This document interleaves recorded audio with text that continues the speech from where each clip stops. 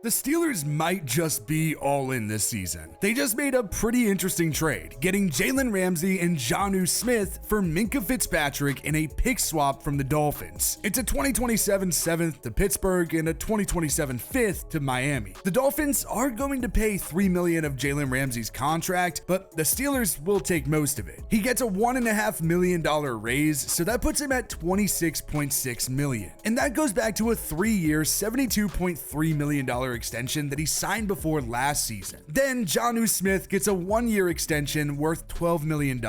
Now truly, the cherry on top is Minkah Fitzpatrick going back to Miami. It truly is poetic. He was a Dolphins 2018 first-round pick, but he got traded during the 2019 season after Brian Flores moved him from safety to nickelback. But the question now becomes, where exactly does Jalen Ramsey fit on the Steelers roster? It's a pretty busy cornerback room. They signed Darius Slay to a 1-year, $10 million deal after he got released by the Eagles, and then there's the clear top corner in Pittsburgh, Joey Porter Jr. He was a Steelers 2023 second rounder and started last year. Frankly, it'd make a ton of sense for Ramsey to switch to safety and have him start there. The Steelers have Deshaun Elliott, who just signed a 2-year, $12.6 million extension, and in free agency, they signed Juan Thornhill, who got a 1-year deal. Now, this is the 4th different team for Ramsey. He was drafted 5th overall in 2016 by the Jaguars, was traded to the Rams, where he went on to win a Super Bowl during the 2019 season, and then was traded to the Dolphins in the 2023 offseason. He truly has played at a high level wherever he's been. Ramsey has 24 career interceptions, is a 3-time first-team All-Pro, and is a 7-time Pro Bowler. Ramsey is 30 years old. Now compare that to Minkah Fitzpatrick, who's 28. He was an interception machine when he got to Pittsburgh back in 2019. He had 5 in 14 games, and then snagged a career-high 6 in 2022, but didn't have a pick in 2023 or in 2024. He was on a 25-game streak without an interception until week 16 of last season. He has 20 interceptions in his career, and he joins a Dolphins secondary that looks completely brand new. Cornerback Kendall Fuller got released, and safeties Javon Holland and Jordan Poyer left in free agency. So the Dolphins went out and signed safeties Ifeatu Melifonwu and Ashton Davis, and cornerback Artie Burns. But they weren't done there, and also traded for safety Dante Trader Jr. and cornerback Jason Marshall Jr. The point is, the Dolphins need secondary help, and Minkah surely does help that a lot. Now, as for Jonnu Smith, it's honestly not a surprise to see him land in Pittsburgh. Jonnu tends to gravitate to Arthur Smith, if that isn't obvious. Smith was the offensive coordinator of the Titans when Jonnu was there, and then Arthur traded for him while he was the Falcons head coach. And now Arthur and Jonnu are reunited in Pittsburgh. Jonnu is coming off of a pretty impressive season where he made the Pro Bowl for the first time in his career. He had 88 receptions to lead the Dolphins, had the 4th most receiving yards for tight ends with 884, and had a career high 8 touchdowns. For good reason, he wanted a new deal and skipped out on off-season practices. The Dolphins caved and traded him, and now they have a hole at tight end. This offseason truly has been pretty unlike the Steelers. They're usually low-key and quiet about things, but that surely hasn't been the case. Of course, the big move was signing Aaron Rodgers. It was likely the worst-kept secret for months that Rodgers was going to land in Pittsburgh, and after way too long, it finally happened. Rodgers inked a 1-year, $13.65 million deal with Pittsburgh, and he said that he expects this to be his last year playing. So it sounds like it's the end of the road for Rodgers, and if he's going to win another ring, it has to be now. His final seasons truly haven't been pretty with the Jets, but there's no doubt that Rodgers is one of the most talented quarterbacks in league history. If he truly does have one more run for a ring in Pittsburgh, then it's time to go all in, and that's what the Steelers are doing. They are loading up and making waves, and signing Rodgers, Darius Slay, and making trades are all examples of that. Now, the really big trade the Steelers made was all the way back in March, trading for DK Metcalf from the Seahawks. They traded a 2025 second rounder for DK with a pick swap and gave him a 5-year, $150 million extension. DK requested a trade from Seattle and it was granted, and honestly, it would have been cool to see DK play with George Pickens. It frankly had the potential to be the most chaotic duo ever, but then Pickens was traded to the Cowboys for a 2026 third-round pick and a pick swap. On top of that, Robert Woods was signed before trading Pickens, and now he figures out to be the wide receiver too. The Steelers really have been busy.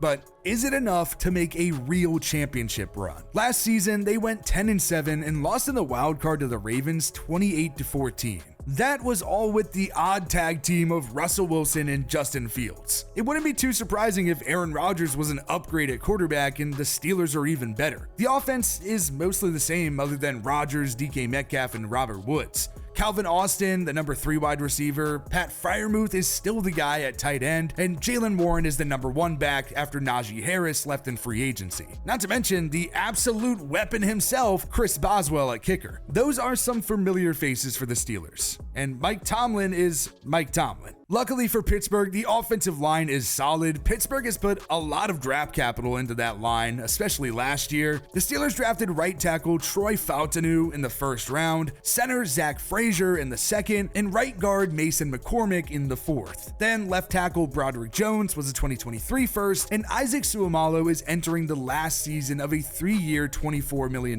deal. It is a relatively young line, and the inexperience is a bit concerning, but hopefully Rodgers can hang in there and rely on his weapons and defense. The wonder on the defensive side of the ball is if TJ Watt will even be there or not. Teams are wondering whether or not to trade for Watt. He skipped minicamp and is apparently unhappy with his contract, which is in its last year. Watt signed a 4-year, $112 million deal back in 2021, and Watt, simply put, has been incredible. He won Defensive Player of the Year, is a 4-time All-Pro, 7-time Pro Bowler, and has 108 career sacks. It's odd to picture him not in a Steelers jersey, but that might just be the case. Outside of Watt, the defense does have a lot of the same faces as last season. The secondary has definitely turned over a bit more with Jalen Ramsey, Darius Slay, and Juan Thornhill joining the fold. But the other big newcomer is Derek Harmon, who was the 21st overall pick at the draft. He was a second-team All-Big Ten at Oregon last year after he transferred from Michigan State. Cam Hayward is still there at defensive tackle after what seems like forever, and 2023 second-rounder Keanu Benton is at nose tackle. Then at linebacker, Watt and Alex Highsmith come off the edge with Peyton Wilson, a 3rd-rounder last year, and former Ravens linebacker Patrick Queen inside. It's been a long stretch of good, but not good enough for the Steelers. Mike Tomlin has been a fantastic coach, and he's never gone under 500, but he also hasn't won a playoff game since 2016. Something has to give. And maybe, big maybe here, Aaron Rodgers is the answer. Pittsburgh has Arthur Smith at offensive coordinator and Terrell Austin at defensive coordinator, who's been in the role since 2022. It does feel like the roster could be there to compete, but it could come down to that offensive line performing well, and more than anything, Rodgers. Whether or not it even works with Rodgers, the Steelers are going to have to keep looking for a quarterback next year. I wouldn't even count on backup Mason Rudolph being the long-term option. It's time to win now for the Steelers, because as we know, it really is one and done with Rodgers.